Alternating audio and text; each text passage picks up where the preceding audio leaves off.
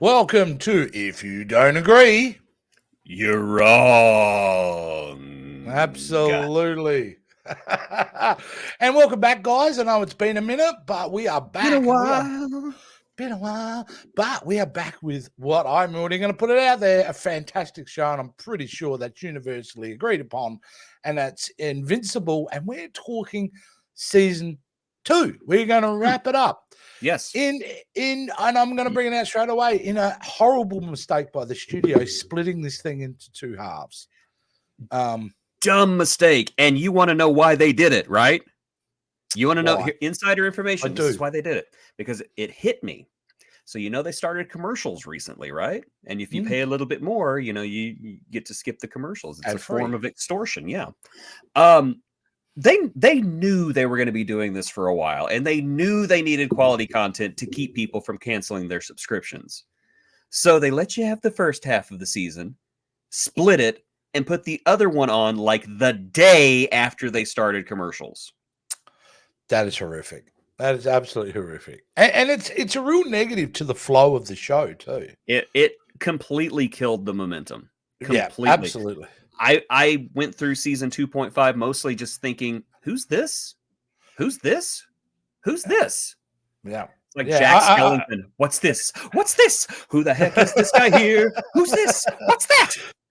Well, I never skipped the recaps. That's for sure with this. No, I never did either. Yeah, Even during really. the recaps, though, I was just like, when did this happen? Yeah.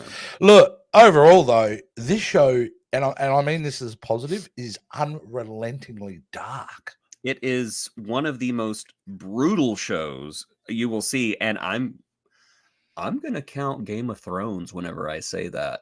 This show is unblinkingly brutal, and there are moments in this show that stuck with me after the fact. The escape by the fight with the Lizard League, for example. Yeah, I laid in bed that night with my eyes open, just thinking about Shrinking Ray's screams. Yes, as she was trying to, they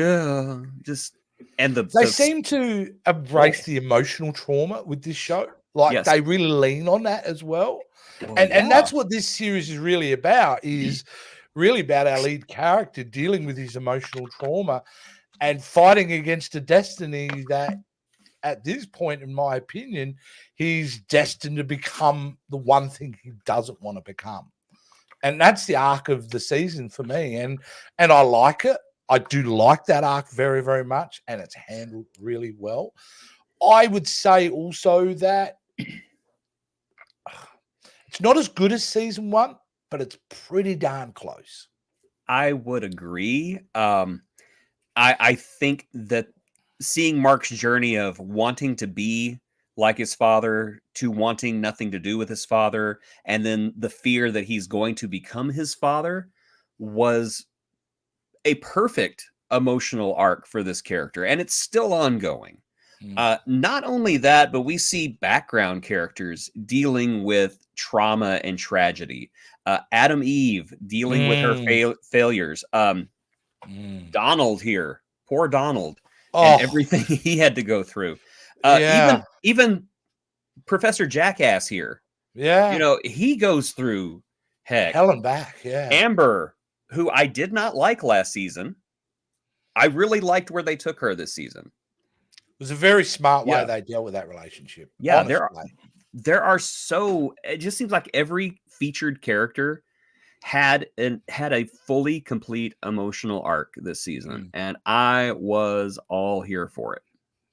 Look, I mean, the biggest strength, I think, of this series, and maybe because it's the most recent one I saw, but that final episode, I really respected a lot, because in a traditional storytelling, that would have been the big bad boss. Yeah. But it's not. That final episode actually deals with is Mark. It's really about Mark. And it's terrifying, that last episode, because what was the name of the villain? Sterling K. Brown. Angstrom. Yeah. Wow. Wowee. Just the whole thing with the mother and the little brother. Dude right here. Yeah. Yeah, absolutely. That was really hard to watch, to be honest with you. But a lot of the season is hard to watch. It's not like I can't say when I watch this whole season that I enjoy a lot of. I don't enjoy it on a slight level. I'm enjoying it on a wow. This is dark. I keep watching because it's got me.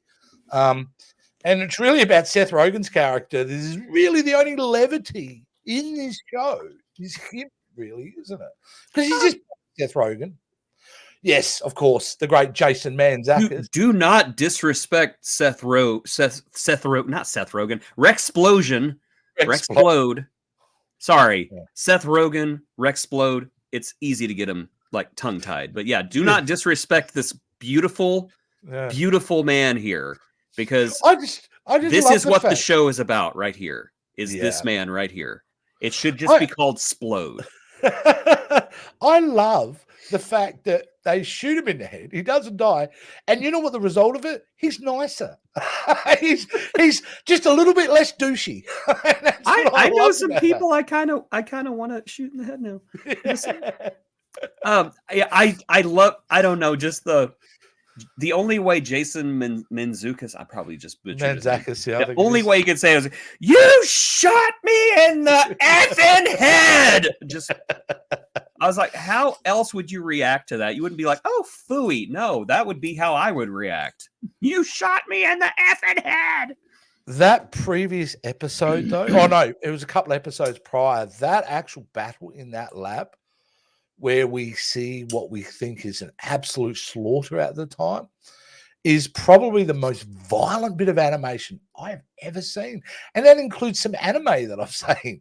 Yeah. Because it was not only visually horrific, it was emotionally horrific. You know, it was. I mean, you have these characters dealing with real trauma. If I had any criticism about it, it is that by the end of the season, it's almost consequence free. Because that is a weakness. That was a weakness. And if you're here, you've already seen it. If not, spoiler alert, what are you doing here? Basically, Duplicate and Shrinking Ray live. Yeah. Even though Shrinking Ray answered the question of why didn't Ant-Man to Thanos, she answered the question because it would have ended well. It would not have ended well. And the Duplicate's just like, yeah, I'm alive. Yeah. Yeah. That really bothered me, actually, that scene. Because it was. In the comic book. In the comic book, Kate did live in the comic book. Shrinking Ray did not. That's what I don't understand, is that Shrinking Ray in the comic book, who is a guy, by the way, gets chomped, and then that's the end. You never see him again. I'm assuming, maybe you saw him whenever, what's his face evacuated his bowels after his head exploded. But yeah, you don't see him again. And I do not understand for the life of me, not that I'm saying that I don't like this character, because I did like Shrinking Ray, but why? Why did we take all the consequence away? We could have had Kate show up, and that would have been fine because we still would have paid the price. But having both of them be okay, having Rex be okay, which I know they're not okay. They're dealing with injuries and trauma, and Rex lost a hand and she's broken every bone in her body, but they're still alive. And I don't understand why they made that decision. It's just baffling to me. So counterintuitive to the series at its core, which is dealing with consequences, is taking a fantasy genre and going, but what about the consequences? And this show's going to deal with that. And then you do something completely counterintuitive at the end. Is very odd, isn't it? Yeah. I must admit, a great episode, that last episode, but the last 5 minutes left me with a bit of like, it's the other thing, and I don't know if this comic, because I've never read the comics, Jason, but what seemingly beginning of the redemption of Nolan, I don't know if I want that, but maybe that's the idea, is how can you take the most evil threat to the planet and make him a hero again? Maybe they can do it, but at this early stage I'm going, if this is where they're headed, you better get it right, because something worse is always coming. Wow, that's true.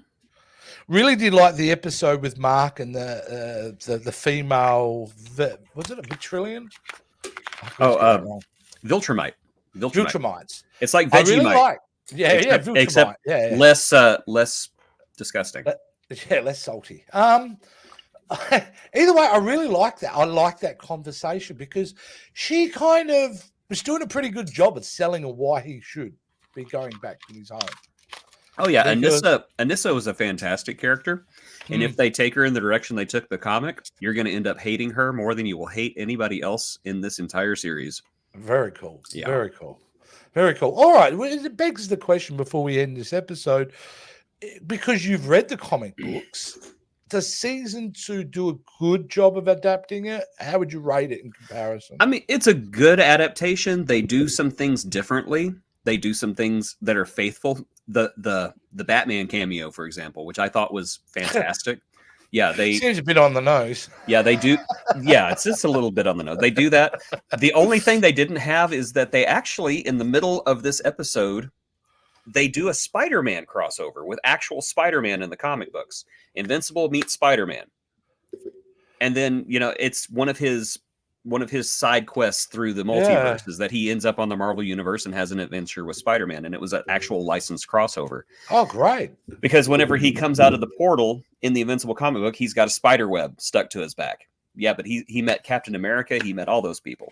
Oh, that would have been great. Yeah, too expensive for this show. Probably. Oh, I'm sure. And the cheeky Spider Agent Spider, I really like that because it was voiced by the guy who did Ultimate Spider-Man. Yeah. I had heard. Yes, I had heard that, and it was. Yeah, we all knew exactly what was going on in that scene. Oh yeah, Professor Octopus. Come on. They didn't really even try. The Batman cameo was less opaque. Well, it was, but it was great because he just asked a simple of a question that someone would ask. So you're a man dressed as a bat. Seems a bit obvious. Did you know, though, that they did have to get permission for one scene in Invincible? They had to go to a copyright owner and said, "May we do this?" Yeah, and of course, they were granted it. Take a guess of which scene it was because it's the stupidest thing.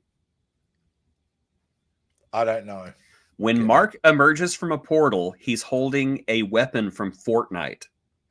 So they're insinuating that Mark went to the Fortnite universe and got one of their weapons and smashed Angstrom Levy over the head with it. I can feel cross-promotion marketing people. I'm sure he's probably a downloadable skin in Fortnite as we speak. Somebody under the age of 13, please confirm for me. Yes, absolutely. I teach fourth graders. They're all talking about how Avatar is going to be on Fortnite now, and I'm just like, I kind of want to play it now. Yeah, I kind of. If I can ride Appa, I'm in.